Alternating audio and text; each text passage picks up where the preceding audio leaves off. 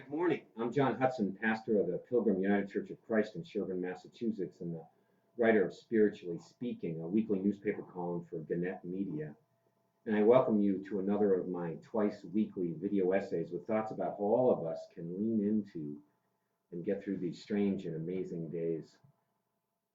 Lately, I've noticed that when I am in a Zoom meeting, and that has been much of my time these work days, I keep this baseball in my hand and I roll it around or I toss it up in the air and I catch it and I always hang on to it so tightly. I guess it's like my worry beads.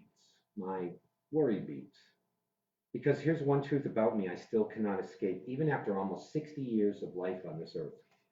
Give me something to worry about, and I will worry that thing or concern or question right into the ground.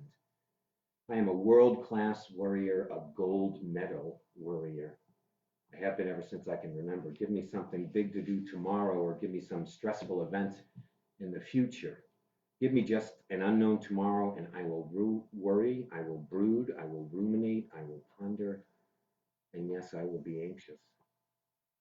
Yes, these are worrisome days that we are living in. There is an overload of worry and anxiety right now, so much so that we can be consumed by it.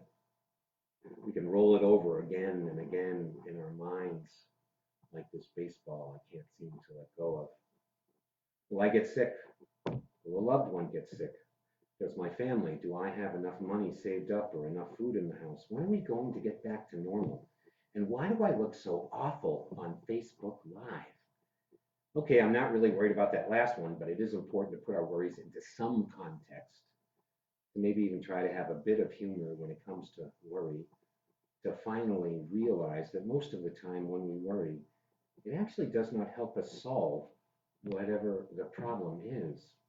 And it does often make us suffer in advance of something we often have little or no control over.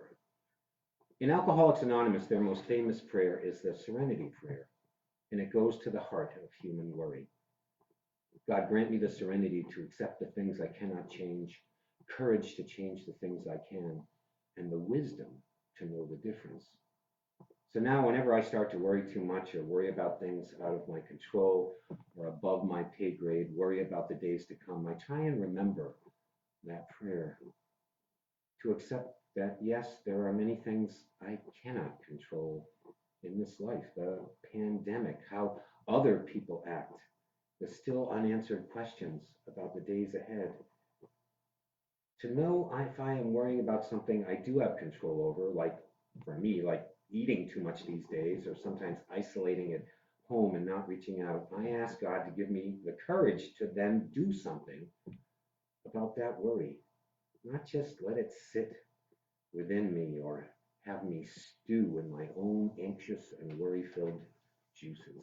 Yes, friends, there is a lot to worry about this day, but my prayer for all of us is this, that we would worry less about that which we have no control over and give it over to God. That we would do something about the worries we can control, and that we'd have the wisdom to know the difference. Thanks for joining me. Our church offers worship every Sunday morning on this Facebook page at 9:50 a.m., and we invite you to join us. Take care, and I pray that you and your loved ones, that all of us, that we can keep the faith. Be well, stay safe, and God bless all of us, and God bless our world.